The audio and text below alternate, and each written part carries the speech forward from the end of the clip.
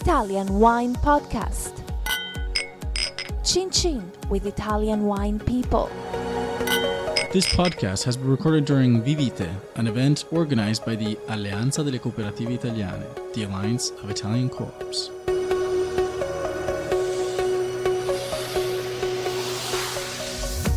Hello, this is the Italian Wine Podcast with me, Monty Waldin. My guest today is Enrico Zanoni. Is that okay? From Cavit, which is short for, or stands for, Cantina Viticoltori del Trentino. Correct. So what is Cavit? Is it a cooperative, a group of cooperatives? Yeah, we are what we call a cooperative of second level, which basically means we are an aggregation of different cooperatives, particularly 10 cooperatives, basically based in Trentino. Their cooperatives cover almost 70% of the total Trentino production. And that's huge. Yeah, they supply to us almost 80% of their production. So we have a strong relation with the territory, a strong social responsibility, because as I say, 60% of the total production, grape production in the region, basically is, sold in brackets through our organization. I mean, how much responsibility do you feel that you have for the local economy? Yeah, we have a huge responsibility. Is Cavit just wine, or do you do it fruit and other products as well? No, it's just wine. We are just wine. We have indirectly through our cooperative sisters as aggregated, we had the grapes coming from 4,500 wine growers. So an important part of the income of the region is made by our results. So we have an organization which is started in 50s at the beginning with the main purpose of technical assistance to the single wine grower. Then in 57 we had the sales responsibilities. In the 70s, the commercial part became more and more important. Somehow, in some extent, the technical assistance was relatively reduced. So you say in the 70s things were changed. Was that a move to more bottled wine rather than, say, bulk wine? No, we started moving bottled wine. We were one of the pioneers exporting in the late 70s, exporting to US, mainly Pinot Grigio, which is our main varietal. And we started in 79, 80s the export to US. Now we are the number one Italian brand in US market. Focusing not just on Pinot Grigio, mainly Pinot Grigio, but also on other varietals like Pinot Noir, Riesling, Moscato, Chardonnay. So what is your main Pinot Grigio brand? We have Cavit collection, which is main brand, and we have Bottega Vinai, which is our other premium brand. So we propose different appellation. We have as a premium product the appellation DOC Trentino, so the main appellation of the region. Then we have another price level with the IGT Dolomite, and then we have what was before IGT delle Venete, now is DOC delle Venete. So we have a segmentation in Pinot Grigio starting from the peak in quality and pricing, which is DOC Trentino, till the more affordable premium products with the DOC delle Venete, and we have specific brands for each single price segment. I mean, Pinot Grigio is a little bit like Prosecco in the sense that everybody's heard of it. How difficult is it to get people to trade up, to not just always buy the cheapest Pinot Grigio that they see in a restaurant list or on a shelf in a supermarket? Yeah, I would say there are some differences between Pinot Grigio and Prosecco. Pinot Grigio has a longer history on the market. As I said before, it started basically in early 70s and the boom in early 90s. So it's in a more, I wouldn't say mature phase, but it's definitely a more solid business. It's the number 4 varietal in US market. It's one of the first in UK. So it's in a different stage of evolution where you have more opportunity for segmentation, and there is room for different premium branded products. Our brand is recognized as one of the historical with a solid reputation, made in the years thanks to the fact that we always been reliable and how do you maintain that reputation in terms of what are you doing viticulturally in the vineyards to make sure that you keep the edge? How difficult is it to convince the growers, listen, we want a few less kilos from you but higher quality? How does that message go down? Yeah, no, we hardly work with the support with the wine growers. We have a team of 15 agronomists with very sophisticated tools in terms of we have a platform, a digital platform with all the information about each single small piece of land of our wine growers. So we combine a lot of information in this platform, like kind of soil, average temperature, solar radiation. That give us the opportunity to really give to the wine growers precise indication to have what is called a precise viticulture. Precision viticulture. Precision viticulture, and give us also the opportunity to have a very good segmentation of what is supplied to the sellers, and we have a perfect traceability from each single small piece of vineyard to what is in the bottle. We have also all kind of different certification, like BRC, but now from this year we will start with this certification made by the Italian Ministry of Agriculture called Sistema Nazionale Qualità Produzione Integrata, with SNQI, which means National System of Integrated Production. Sustainable production. And the BRC you mentioned that's the British Retail Consortium certification. Now, all the data that you've got, this precision viticulture, are you being able to map changes in the climate as well with that? So what's going on?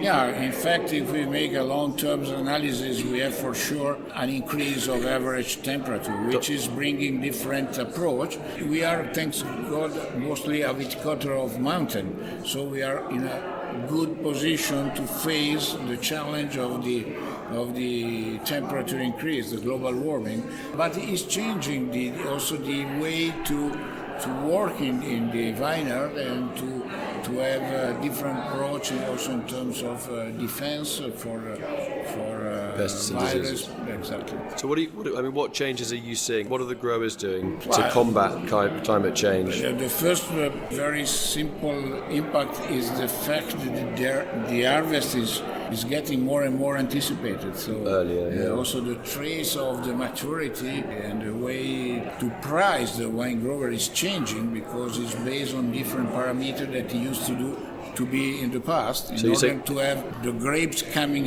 in the winery with the right condition to obtain the wine that we would like to have in terms of characteristic and objectives. So in the old days, they say be paid on sugar content, potential alcohol. Right. Are you switching that now to like pH and pH, total acidity? Exactly. So how can they bring grapes into your winery that has the required acidity level, given that acidity gets burnt off the hotter it gets? What are they doing in the vineyard? Are they changing their pruning, trellising, leaf cover? Yes. The assistance that we make to them is based on this objective, like teaching how to prune in a more coherent way with the evolution of the situation, and also our team of agronomists, they trace the evolution of pH in the grapes, and so we give precise indication when it's time to harvest.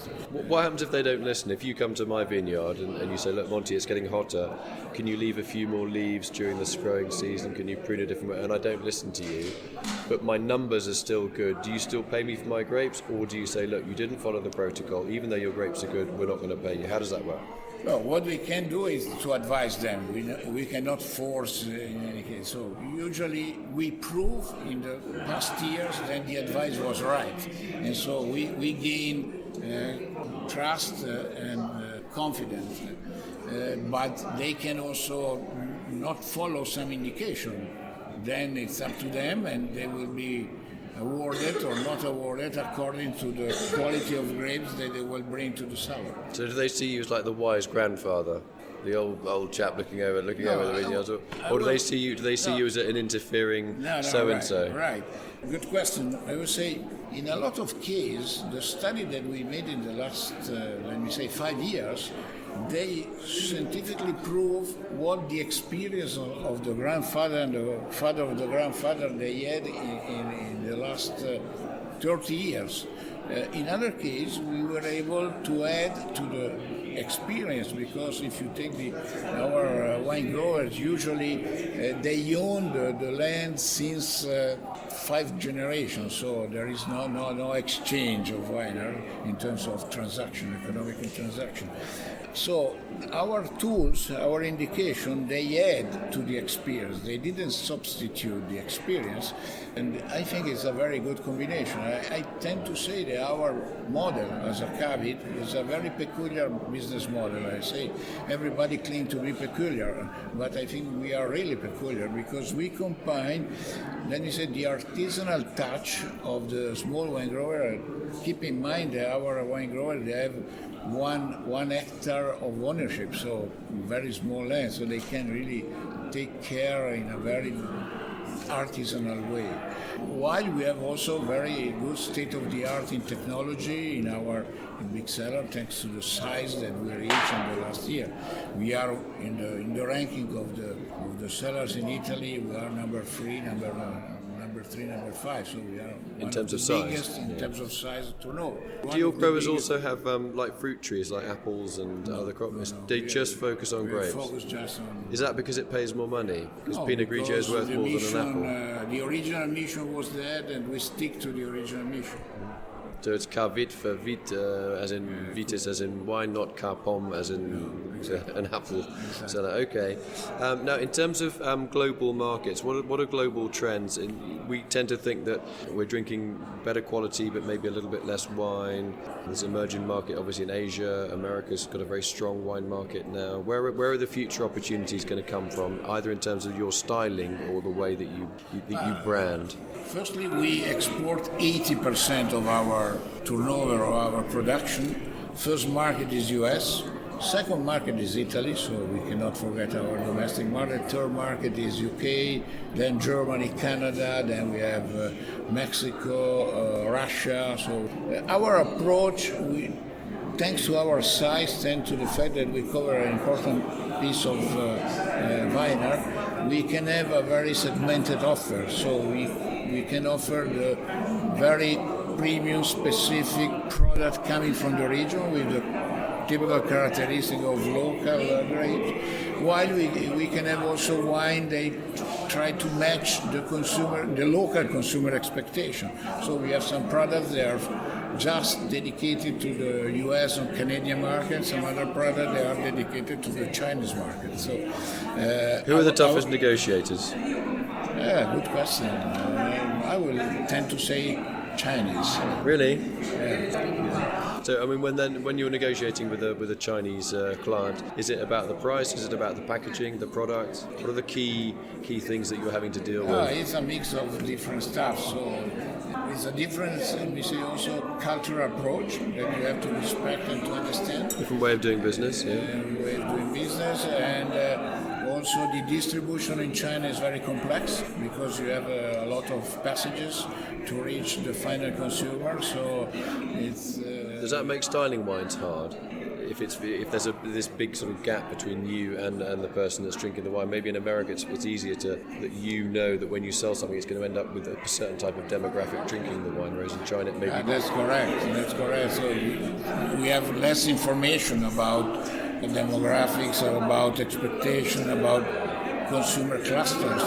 So it's more difficult, and in addition, if you take the current situation of the Chinese market is 85% red wines, while I don't know if it will remain in that way for the coming years, because it was, let me say, somehow a vicious cycle, because everybody say Chinese, they drink just red wines, and so we offer just red wine, and a kind of style of red wine. While it's like the egg and the chicken, so I don't know how we'll evolve the market, but I tend to believe that it will move to a more complex market. So the white grapes, they will take place, sparkling wine will take place in the Chinese market too in the coming years. What about dealing with monopolies like the Canadian monopoly and the Scandinavian monopolies, who are huge buyers? And I'm into organics, as you may know. They do seem to be into organics and encouraging sort of organic products. How do your growers feel about that? Do they think it's a waste of time, too expensive, impossible to do, or worth considering? No, there is a trend in the direction of the organic. It's a matter of fact. If we take the percentage of how much it accounts in the total market, it's still quite low. If you take percentage of growth, they are very high, but the starting base is still quite low. So it's a trend. It's a trend that you cannot ignore. We consider the trend as a region. We are focused on a very sustainable agriculture. Right now, the biological is a choice of the wine growers. We haven't yet an organic product range. We are studying some. Would that be a Pinot Grigio? Would it be a Teroldigo? Or would it be like a we are Chardonnay? Thinking about Pinot Grigio for some markets. We have some market tests right now. In terms of cost, how much more would it take you, the cooperative, to put a bottle on the shelves? Mainly your extra cost will be in the vineyard because the bottle is going to cost the same. What I can say right now, it's a matter of evaluation that we are doing right now. Market is not ready to pay what is the real extra cost of the production. And which is what, an extra 10% cost is one of the challenges, because if you take what recently happened in the US, after that Amazon bought Whole Food retail chain, they reduced the price of the organic products and they put pressure on the cost of organic wine. So that's consumers tend to expect to have an organic product at the same price of conventional wine. So it's one of the challenges. That is tough. They've got obviously huge power. Obviously, you work for one of the largest cooperative groups in the world, effectively, for wine, for high-quality wine. How do you see the future of cooperatives? A cooperative is an idea of people putting together, people working together, people sharing, whereas our culture is now about the ego, me, I, the individual. How are you going to react or cope with that situation?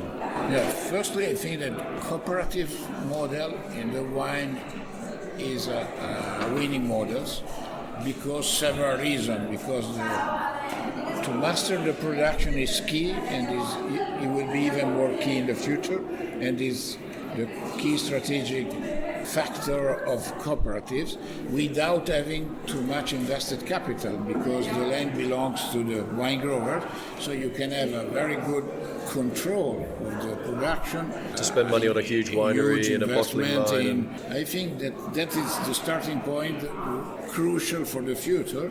But in the meantime, we have to add more competencies in commercial aspect, bottling, production aspect.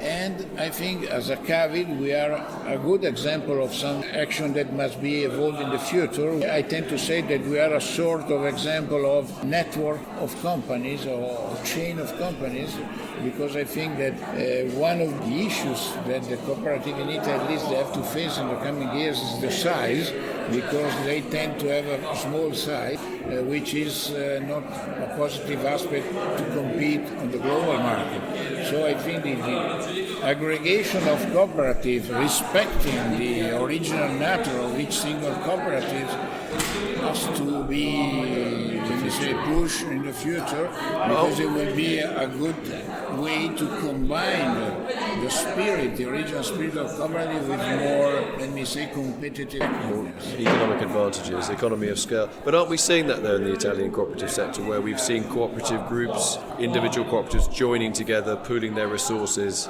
in terms of marketing and distribution channels? Rather than having 5 export managers, you maybe have 1 export manager and an assistant, which obviously is going to save money. It's not just a matter of save money, but it's also a matter to have the best competence possibly. And more volume for the market. More volume, to have a more huge portfolio, to have more bargaining power, to have more service. But wouldn't they then say to you that that's fine, the idea is great, but then when we as a group run up against Amazon that now owns Whole Foods in the USA. They know that they can beat us down on price because they know that we've got the volume. Yeah, that's where is the limit? The catch-22, isn't it? Exactly. So I think that is another element because the power of the trade is huge, and also the fact that in the wine industry the weight of the brand equity is relatively low, so that tends to push the producer, like we are, to have very low margin. At the end, the point of equilibrium is really to maintain to the wine growers the right income to look at the future and to keep the vine. And in some cases, the push, if you look at the income per hectare in some areas, doesn't allow to look at the future and to keep the production and all the implication, because it means to keep the territory in a good shape with the control of all the elements related to a territory. Let me say something that in the future is one of the other challenges. So to find in the value chain a better way of the different reward on the single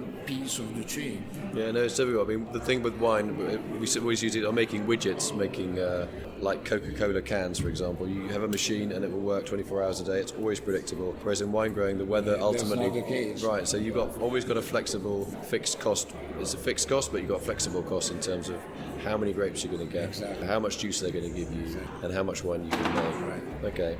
Fascinating talking to you. I just want to say thanks very much to Enrico Zanoni, who is the director, general manager at Cavit, which is probably Italy's most important cooperative group. Can I say that? Is that accurate? One of. Okay. One of. We've seen some. Okay. Fantastic talking to you. Covered a lot of ground, and hope to come up and see you in Trentino sometime. Yes, of course. You are always welcome to visit us. That's very kind. Thank you. Thank you. This episode has been brought to you by Vinitaly 2018, taking place in Verona from April 15th to 18th. Vinitaly is the wine exhibition that helps you discover and get to know Italian wine and features over 4,200 wineries. Follow Italian Wine Podcast on Facebook and Instagram.